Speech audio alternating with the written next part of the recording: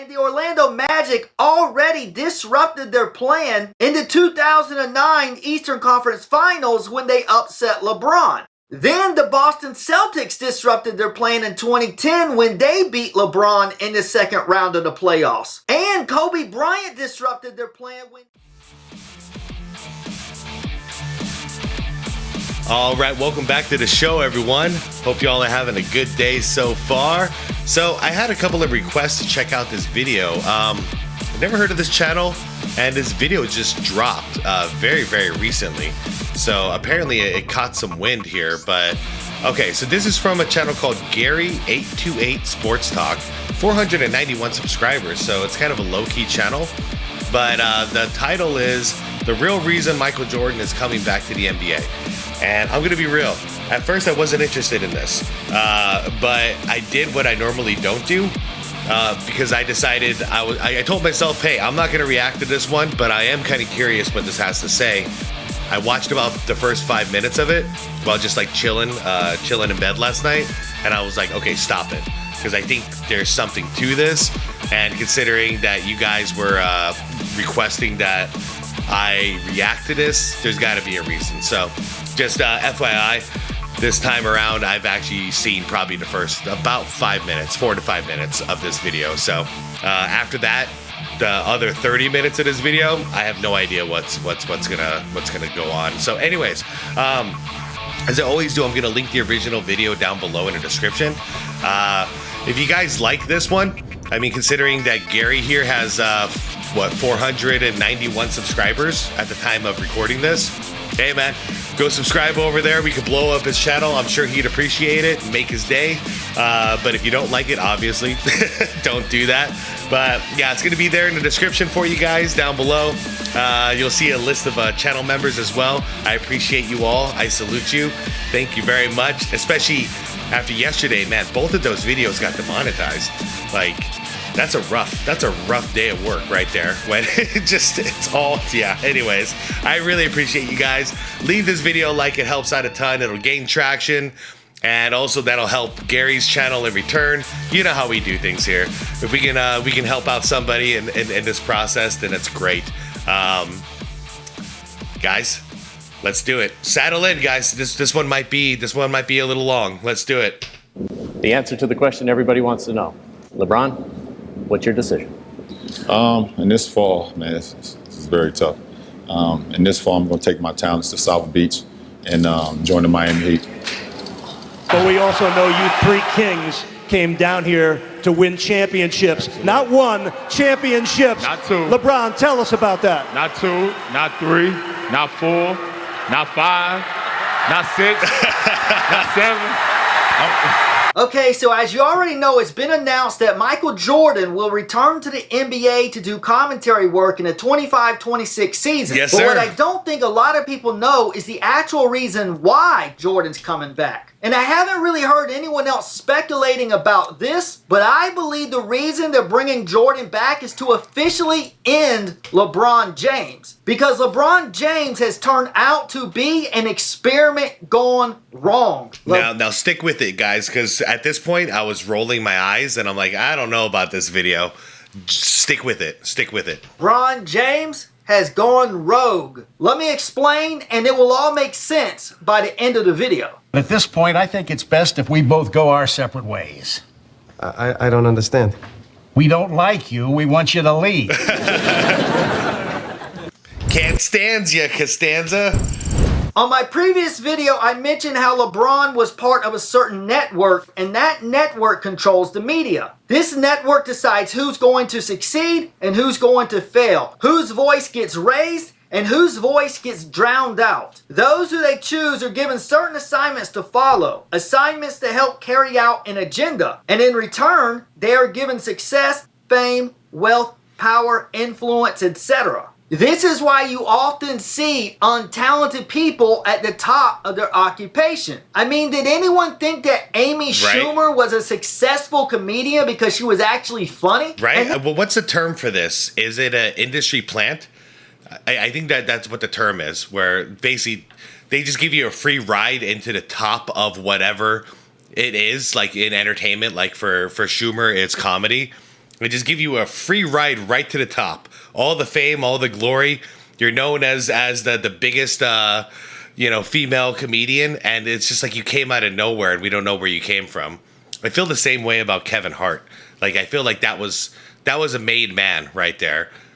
There are a slew of others that also dominate their profession who don't deserve to because they are a member of this network. This network not only controls the media, but the entire industry. Entertainment, movies, music, sports, news, politics. It's all controlled. And it's set to follow a specific narrative to carry out whatever agenda this network wants to promote to the masses. Now, obviously, not everyone in this network is talentless. In fact, many of them do have immense talent, and it was their talent that caught the eye of the network. So they have their people on the ground mixing it up with us common folk, blending in with society to watch for new prospects to recruit. And this is where LeBron James comes in. Right. LeBron got the attention of many at a very young age because of how naturally talented and gifted he was at basketball. This network had their eye on LeBron when he was in middle school. Yeah, it's and true. living in poverty, It's true. he was an easy target. So this network groomed him at an early age, fed his ego, built him up, telling him how great he is. The crowd oohing and awing him at his games.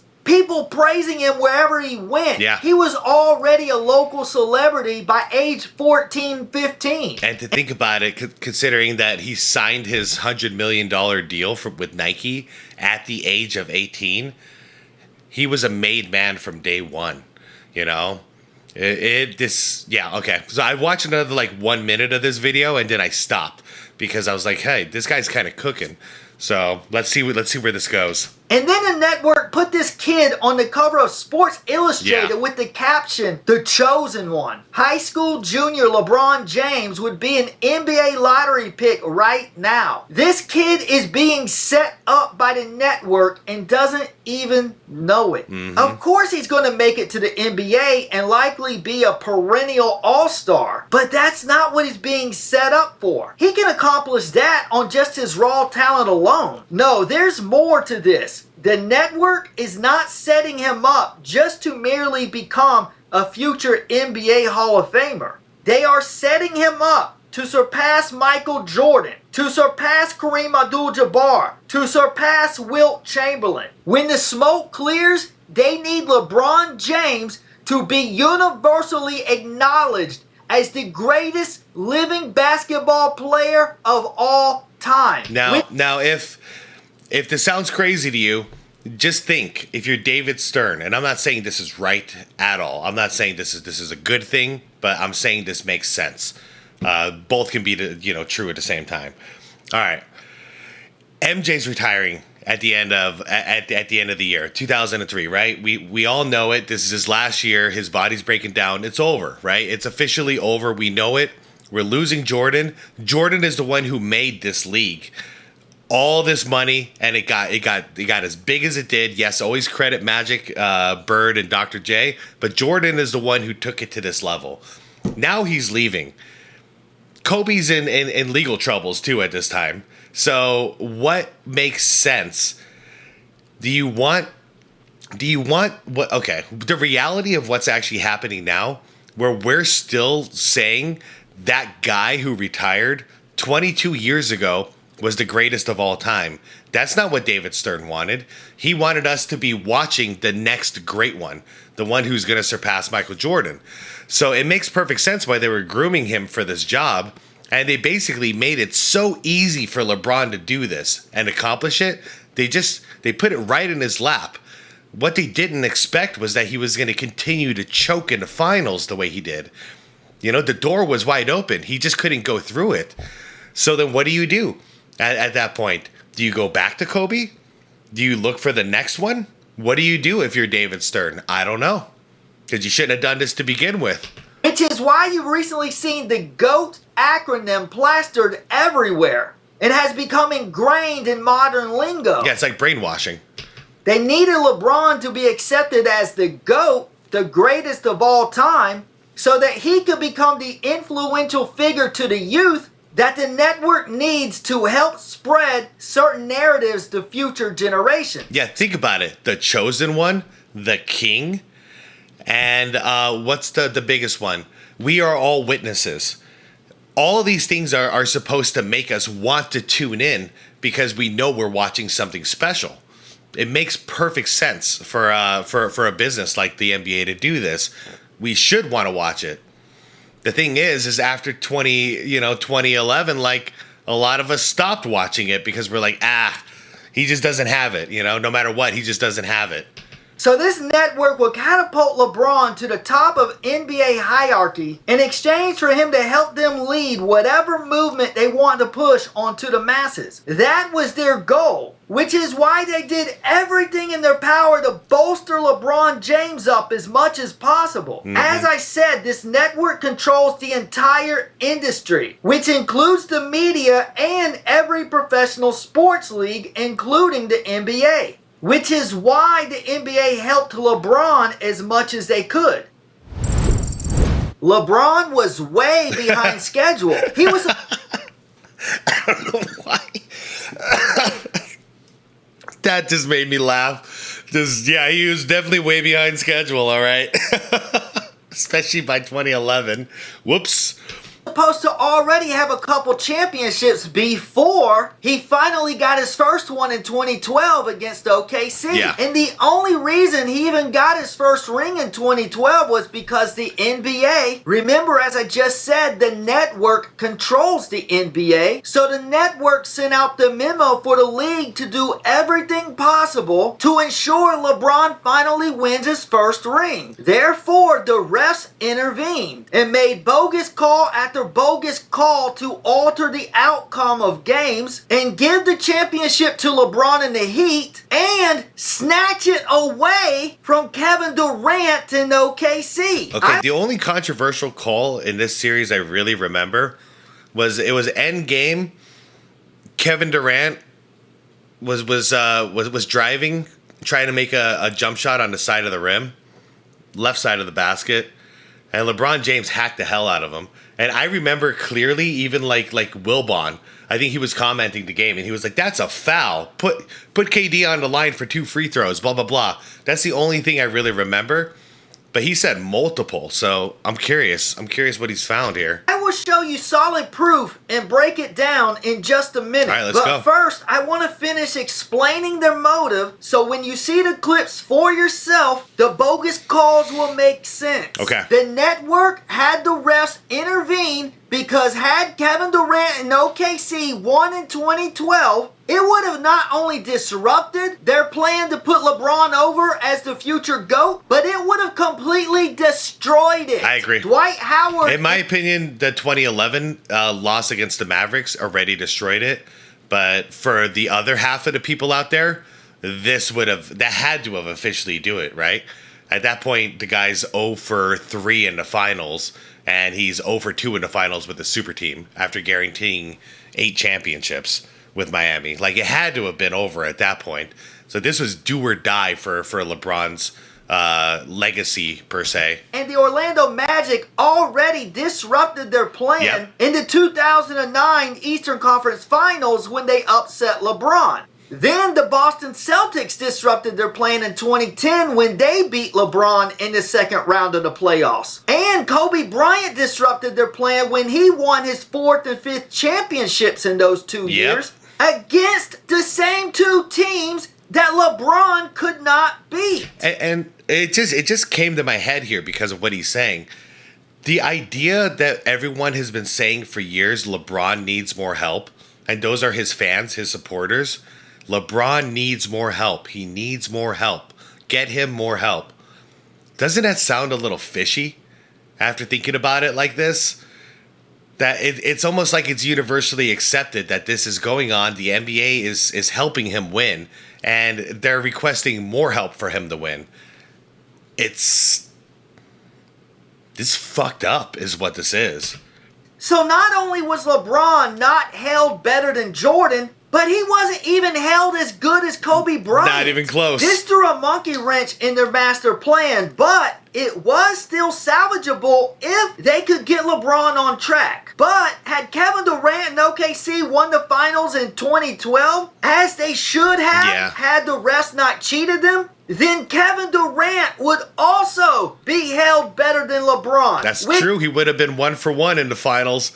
And he beat the king or whatever. For sure. This could have turned around his entire career. Which would have officially ended their plan for LeBron to ever be considered the GOAT.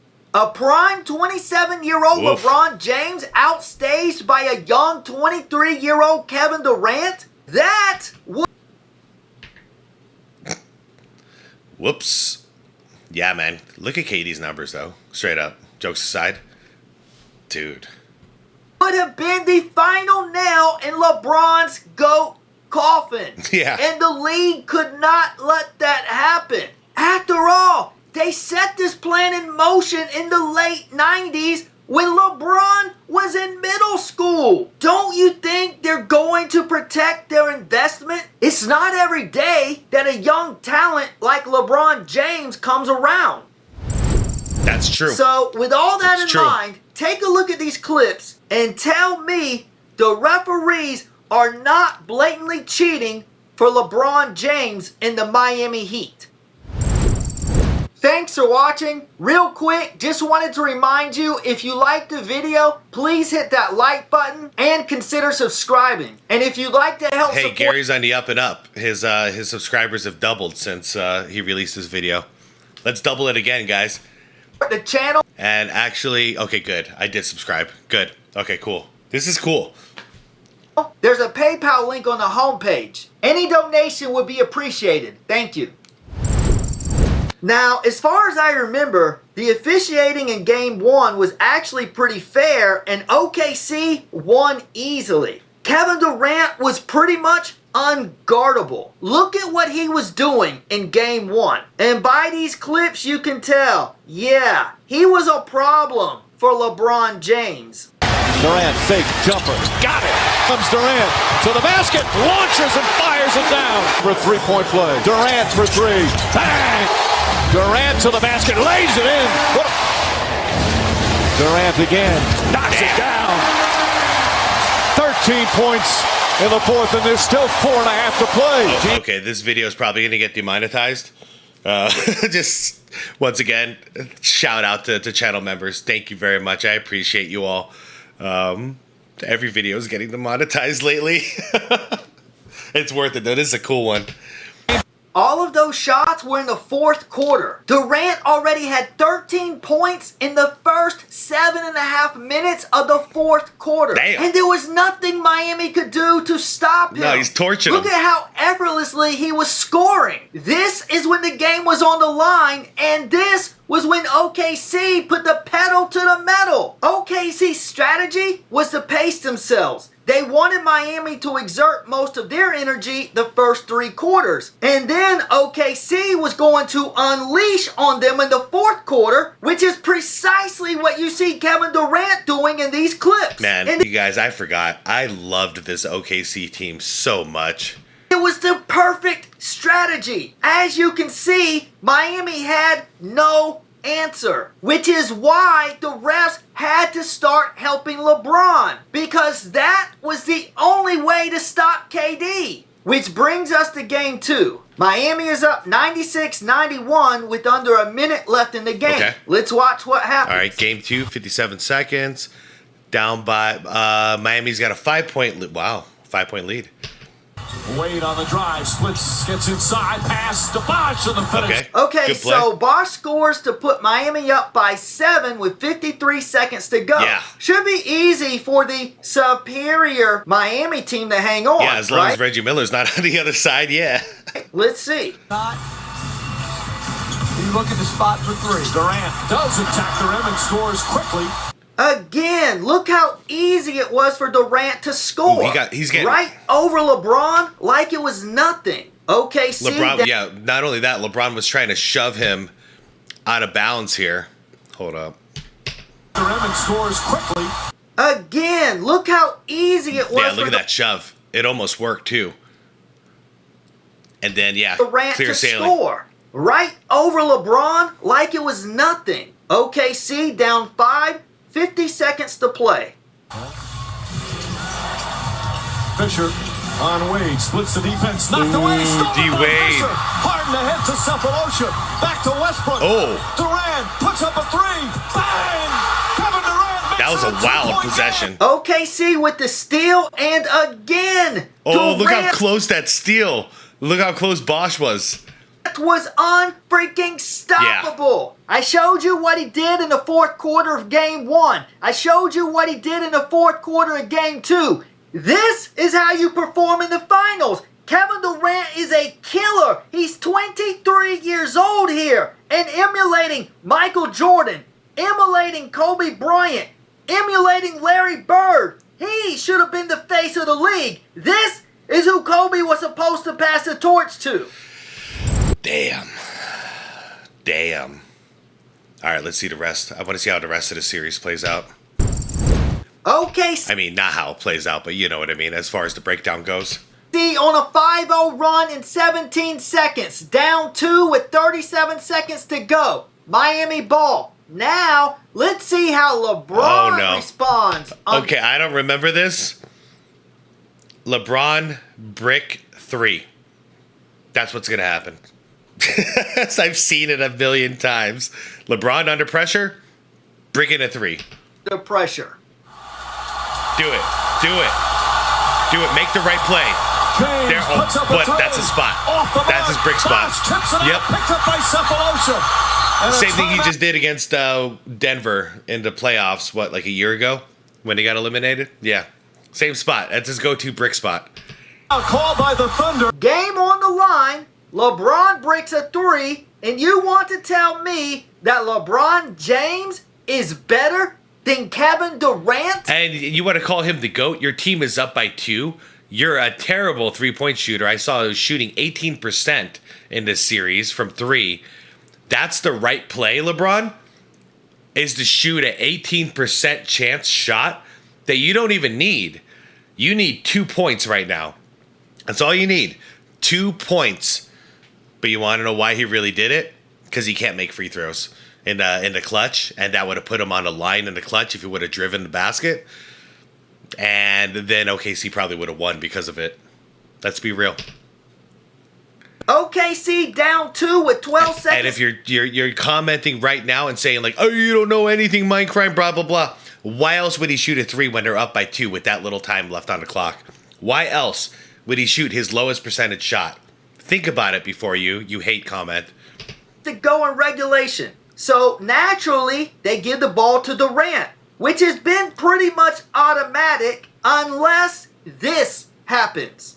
Lose the game. They have a foul to give. Durant on the drive. Shot that's short. the one I remember. This is the one I was talking about. I remember. You might not be able to tell from that angle. LeBron fouls the hell out of him. Lost it. James has it. And they foul James. Okay, wow. Finally, Durant missed. Let's see why he missed. Let's take it to the replay. Yes, please. All right, foul 1. Oh, I'm going to let him do it. I'm going to let him foul 1, foul 2, foul 3 with the hook. Pull it. Oh, foul 4, foul 5. You can clearly see this is a foul, which was not called. And then the commentator, Mike Wilbon, even says that it was a foul. It was Wilbon. I mean, Wait. He's cooking here. He's onto something. Look at the ref. He's right here. He's watching him hold his arm down. Right here. Holy crap. Well done, Gary. Well done. You let some things go during the game, but right here, LeBron James fouls once, twice. That's a foul. Period. Go to the line. Should have been shooting. There it Nothing is. called. LeBron James goes the other way after they foul. He makes both free Damn, throws. man. Yeah, well, Wilbon called that, man. That ref was right there. That's BS. That's just cheating at that point. Holy crap, LeBron was 12 from 12 for the free throw line. He must not have shot him in the fourth quarter. Shane Battier, look at you, buddy. KD, damn, Westbrook, man. You were working on a 30-point triple-double even back then, huh? Harden 21 off the bench, 5 blocks for Ibaka. And to make things even worse, Westbrook was about to grab the rebound, and then LeBron grabbed and pulled his wrist down and stole the rebound away. Holy crap, I never noticed that one. So right after he got away with like 5 fouls, he got away with another one on the rebound? And again, the refs turned a blind eye. He's right there. LeBron The ref is right fouled there. both Durant and Westbrook on the same play, and no call. Why? Dude, because he needed the offhand to seal the rebound, right? Okay. All right, ball's coming down. I got it. And now you're going to hack my arm, causing the ball to fly out. Holy crap. And he was still trying to recover it, but he couldn't. LeBron was still holding his arm. What the hell? Why do you think that is? This no call right here altered the history of the league. Do you really think that this referee could not clearly see the foul? This is unfortunate. Do you think this was an accidental no call? Oh, 100%. I don't believe this is accidental. That's impossible. We're talking about an NBA Finals game. The most important possession of the game. And the ref is right here with his eyes on the action. No way this was an accident. This is BS. Who knows what could have happened with Kevin Durant's career if he actually started winning the right way in OKC. He was doing it the right way back then.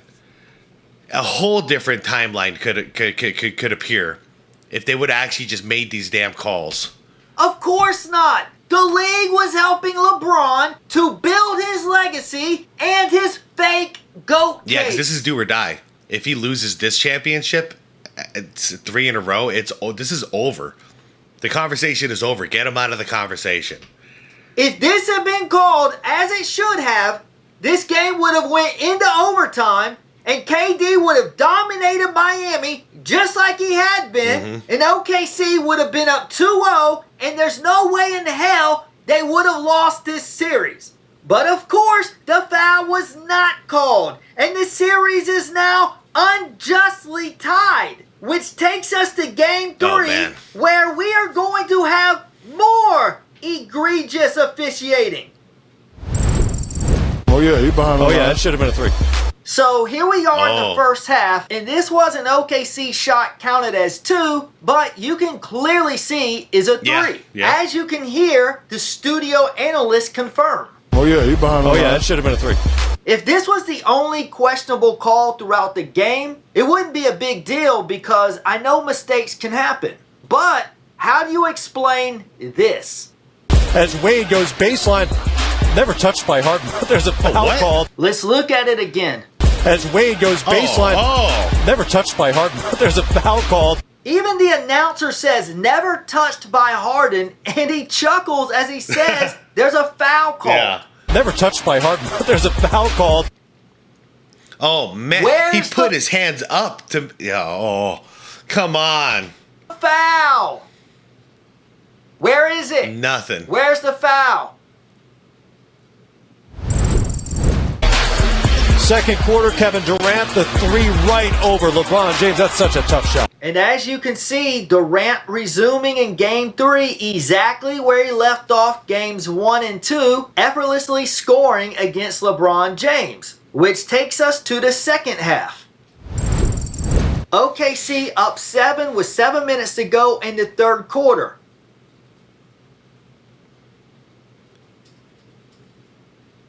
And you can see, once again, Durant easily scores over LeBron to put OKC up 9. Yeah, the irony is this was LeBron James's best defensive year of his entire career, right here.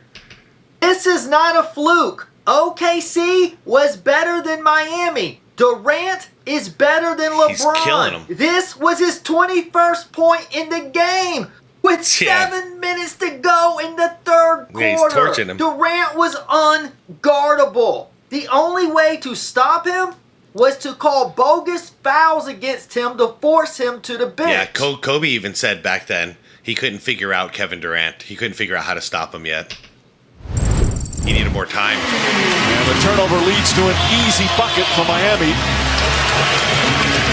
And that's their first field goal of the third quarter. Wow. They only scored 6 points. Okay, so yeah, Miami went scoreless for 6 minutes there. 6 minutes. Almost. So Miami has only scored 6 points in the first 6 minutes of the third quarter because Durant is dominating as he has been this entire series, which is why on the next possession they had to do this. Wade drives the baseline, little fake, and Durant can't believe the call. I think it's going to be the fourth on Durant. Ah, that's a big one. Damn. Kevin Durant just picked up his fourth foul, second straight game. He's got foul difficulty. His Harden will come in. Starting to understand a little more why he had to go to the Warriors. The only way to beat a guy who the league is cheating for is to be so supremely superpowered. You know? to just trample over him. Like that's the only way to do it. Because at this point, LeBron's got 3 stars. You know, like how are you supposed to beat this super team when the league is helping cheat for him? It's unfortunate that it had to go this way. Because if it wasn't for a loss like this, yeah, KD could have stuck around and just kept winning the right way. He might not have been a super team chaser like he is now. No, it doesn't look like anything there. But if you're a young Kevin Durant and you lose this series and you see, LeBron winning like this, what does it teach you? It teaches you that the league is cheating, one, and the only way to win championships, like the only way LeBron's ever been able to win a championship is to go to a superpowered team, build a superpowered team. So he learned from like the age of 23 that, I have to do this if I want to win. Well, you can hear the announcer, Mike Breen, says, doesn't look like anything there. Yeah. And then, nope, after watching 2 replays. Because there wasn't anything there. I'm sure there are a lot of Oklahoma City fans right now saying, what about that same spot at the end of game 2? I'm sure there are a lot of Oklahoma City fans right now saying, what about that same spot at the end of game 2? Yeah. Right, that to me is a play on. He bit on the fake a little bit. Well, Durant will sit. Now a decision for Scott Brooks. Now his team is up by 6. Yeah, he was 9 for 13. He was hot. Which certainly helps him right now, but how long do you let him sit? All right, so you can see Wade leaning into Durant and then driving his elbow into him. Nah. Pump fake. KD jumps straight up, avoids contact, smart defense. And then Wade initiates contact and hurls up a prayer. This was not a foul on Durant, especially not in the playoffs, definitely not in the finals. And we'll look at it from another angle. Okay. Again, you can really see Wade drive that elbow into Durant to try to get position. Pump fake, Durant jumps straight up, arms stretched out. And Wade initiates the contact. Yeah. And the refs call another crucial BS foul against OKC. And more importantly, a 4th foul against Kevin Durant that forces him to sit on the bench. This has been a big problem for a long time in the NBA. Because you could totally foul bait like this. We just got to get it straight. Whoever initiates the contact, that's who the foul's going on. We got to stop with this nonsense. That was the only way they could stop him. As you can see, he already had 21 points on 9 of 13 shooting, with nearly a quarter and a half left in the game. Well, now that Durant's on the bench, I wonder what's going to happen now. Wade kicks it out. James for three. Puts it in.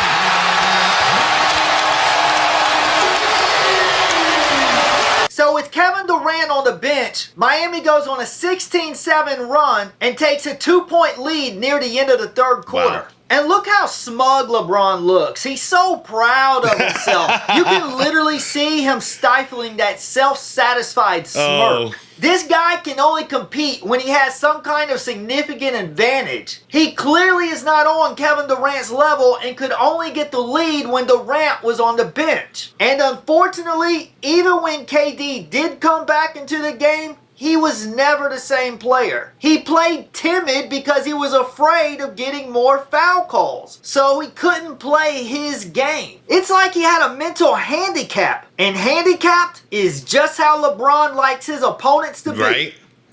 Hey, guys, I'm so sorry about this life situation happening right now. I just got a concerning text from my mother. I need to go check on her. I'm going to leave right now, you guys. I'm going to do part 2 of this tonight for the After Dark. I'm not 100% sure. I should be able to get it done for the After Dark. I'm very invested in this video, you guys, so I'm sorry to leave like this. But we will finish this, okay?